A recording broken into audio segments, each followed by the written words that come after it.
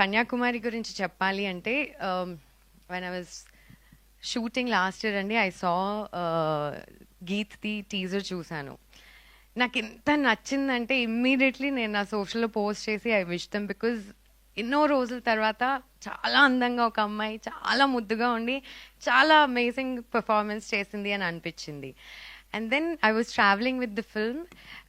ఆయన అన్నారు కదా 8 months పట్టింది. నేను అనుకున్నాను 8 months ఎందుకు పట్టిందండి ఈ ఫిల్మ్ కంప్లీట్ అవ్వడానికి అంటే, ఆయన చెప్పారు ఒక రైతు మీద స్టోరీ అండి, మేము ప్రతి సీజన్ ఆ పంటలు గ్రీన్గా ఉన్నప్పుడు వెళ్ళి ఆ టైంలో కవర్ చేయాల్సి వచ్చింది. మాకు వెదర్ సపోర్ట్ చేయలేదు, వేరేవేవో ఇబ్బందులు వచ్చాయి. బట్ అవన్నీ కూడా దాటుకుని కన్సిస్టెంట్గా మేము మా స్టోరీకి స్టిక్ అయ్యి ఎంత ఆథెంటిక్గా మేము ముందుకు పెట్టగలుగుతాం అనే దాని మీద ఫోకస్ చేసి వి టుక్ ఆ టైమ్ అని అన్నారు, which I was very impressed with అండి. ఎందుకంటే ఒక్కసారి మూవీ స్టార్ట్ చేసిన తర్వాత చాలా ప్రెషర్స్ ఉంటాయి.